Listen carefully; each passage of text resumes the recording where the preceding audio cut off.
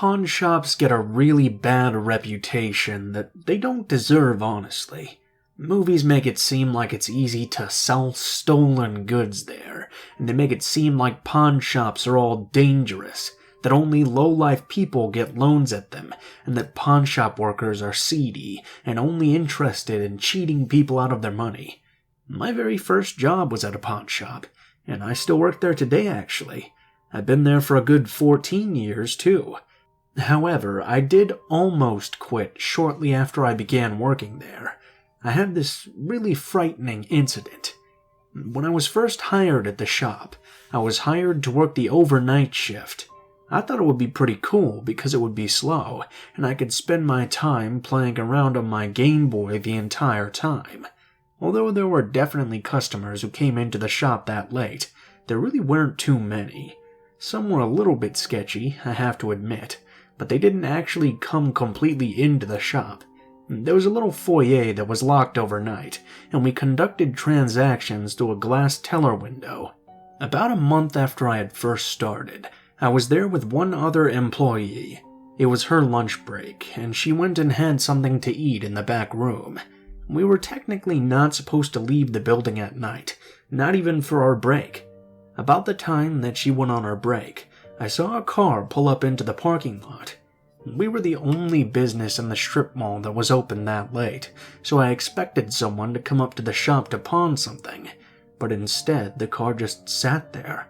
Occasionally, the driver would start the car, turn the lights on, let it idle for a minute or two, and then turn it off once again.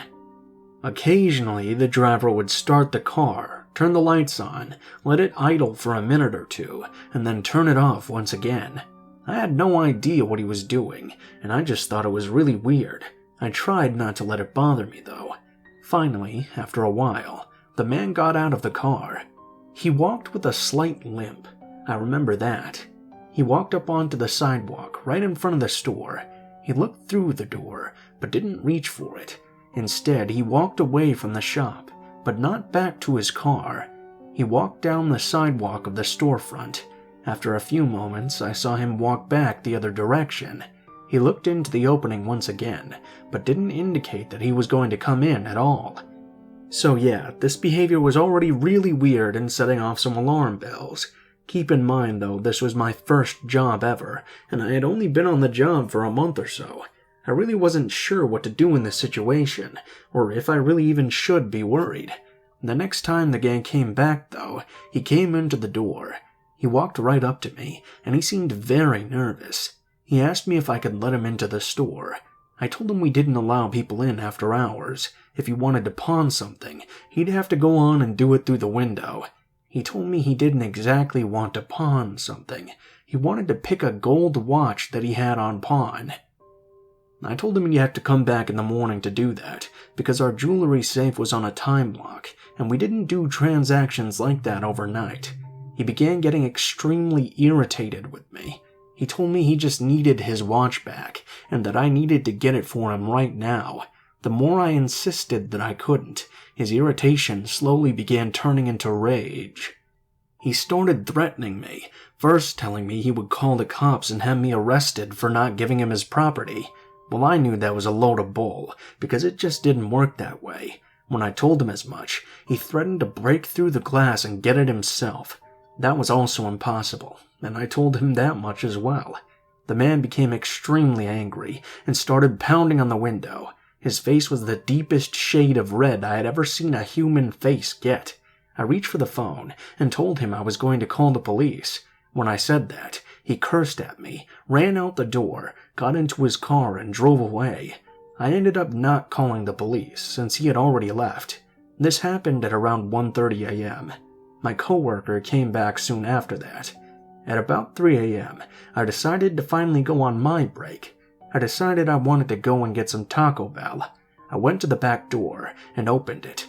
As I had the door partway opened, I looked up and saw the car from earlier parked in the back lot. I then noticed movement behind the door as I saw a hand grab for it immediately to hold it open. I pulled back, jamming the man's hand in the door frame. He screamed and let go of the door, allowing me to close it. He then began wailing, screaming, and attacking the back door, demanding I open up and let him in, or else he would kill me. This time I took the phone and did call the police. My boss was called in, and it turns out this guy had pawned a gold watch and never paid on it. He had been in during the day several times trying to get it back, but of course was turned down each time. I guess he thought there was some way he could get away with it at night, force it if he had to. Thank God he was wrong.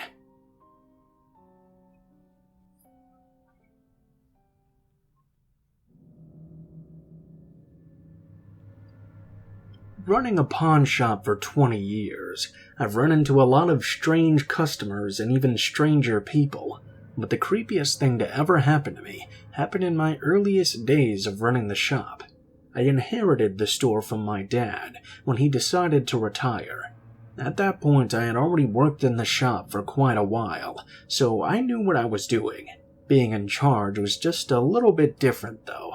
When my dad owned the shop, we only stayed open until 6 p.m. daily. I always thought that was a bad idea, and that people would be wanting to come in later to get loans.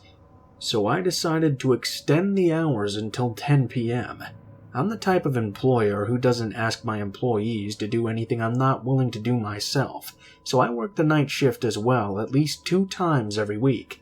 We were really slow one night when I was working, so I let the one employee that I was with go home early. I had worked a lot in the shop late at night by myself, so I didn't really mind too much. No one came in for a few hours. About an hour before closing, though, someone did come into the store. I was a bit suspicious right away, because he was wearing a hat and had the brim covering a significant portion of his face. He looked up at the ceiling several times, which set off even more alarms for me. It was like he was watching out for cameras. Rather than come up to the desk, the guy instead walked around the store a bit. I remember him walking by the guitars first, because he touched the fretboard on several of them. Then he walked back and walked by the electronics. Finally, after wandering around a bit, he sauntered up to the counter. He looked very nervous, too. He asked me if he could sell something, and I told him maybe so. I asked him to let me see what it was. Reaching into his jacket, he pulled out a fillet knife in its sheath. I looked at the knife, and I could tell it was a fairly decent blade. I made him an offer, and he accepted it pretty quickly. When I asked for his ID, though, things started to get a bit more suspicious. The guy asked why I needed his ID to buy something, since he wasn't alone out on it. I let him know that it was just how it worked.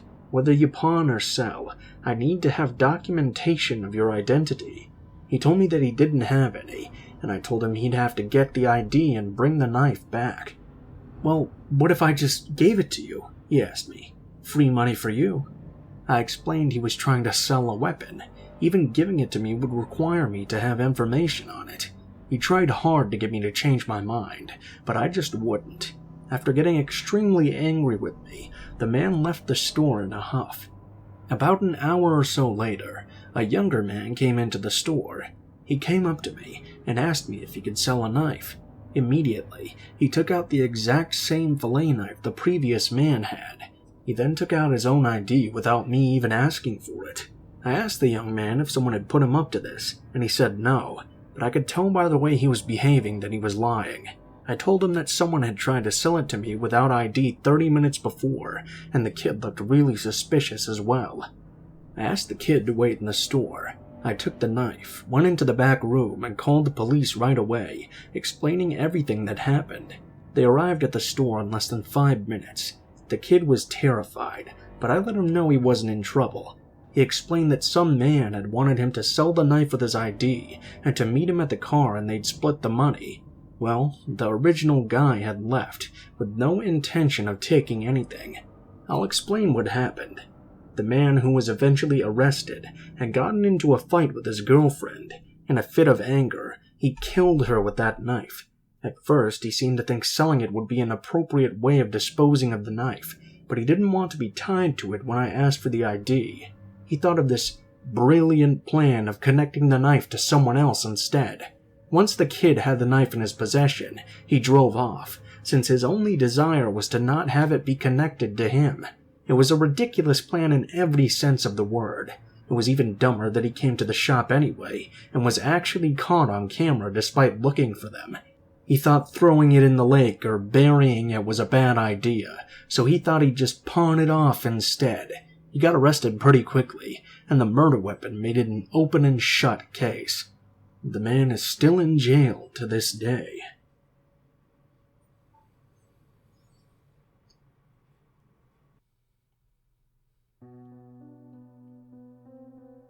My first retail management job was working for a pawn shop. I worked the closing shift and was very often the only person in the shop after close. On the night this happened, I was actually short on staff for the night. We closed at 9 p.m. and I was very happy when the end of the day came. I went and closed the store up, pulling down the metal shades over the window. I had a really uneasy feeling that entire day for some reason. I'm not really sure why, but for some reason, I could just tell something was really off. I figured it was probably just that I had had a long day and was very tired. I tried to ignore it, and I went and counted the drawers. It took me about an hour to go ahead and get everything taken care of. Once I was done, I locked up the store when I exited at the front door. I actually got in my car and pulled out of the parking lot. I was still feeling a bit off though. I almost felt that maybe I had been forgetting something in the store. I got about 5 minutes down the road when I knew that I was not going to shake this feeling, no matter how hard I tried. I decided to go back to the pawn shop and double-check everything just to make sure that all was well. I turned around on a side street and went back towards the shopping center. This time, however, I decided to pull in behind the store. Going into the back door would take me directly to the storage room and office. If I went in through the front, I'd have to unlock that door, then unlock the storage room door as well. It was a bit of a pain, honestly. Once I was in the store, I had first checked throughout the storage room, and I didn't seem to notice anything off. I then went into the office. I pulled out the drawer and counted everything just to make sure that was right as well. Everything was fine. I was about to leave the office when something caught my attention.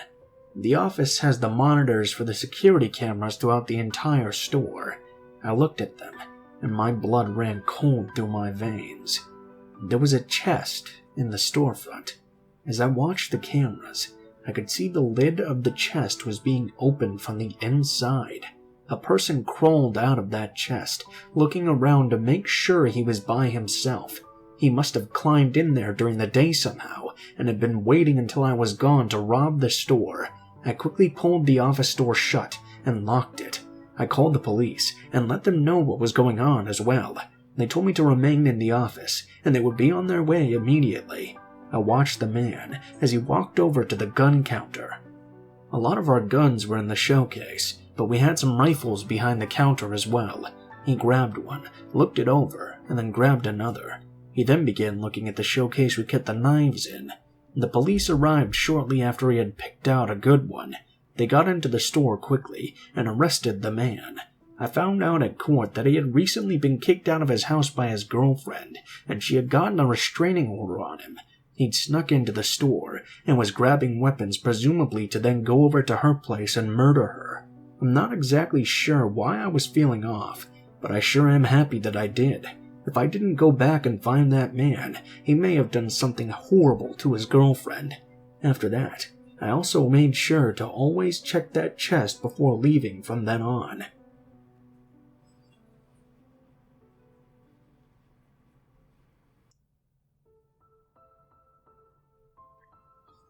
What is up, guys? Blue Spooky here. Thank you guys so much for watching, especially if you made it this far to the end of the video. If you guys liked the video, please be sure to like, share, comment, and subscribe if you feel so inclined. That sort of stuff really helps me out with the audience engagement and really helps my videos get out to a lot more people. So hopefully we can get to that 1 million one day. Help me out, guys. That'd be great. Once again, starting this week on the second channel, we're going to be doing some true crime stuff. Probably twice a week if I feel in the mood for it and feel like doing all the research required. Those will be on Wednesdays/Thursdays and Saturdays/Sundays probably. So look forward to that if you're interested. There's a link to my second channel in the description. The name is Mr. Blue Sky, so keep an eye out for that.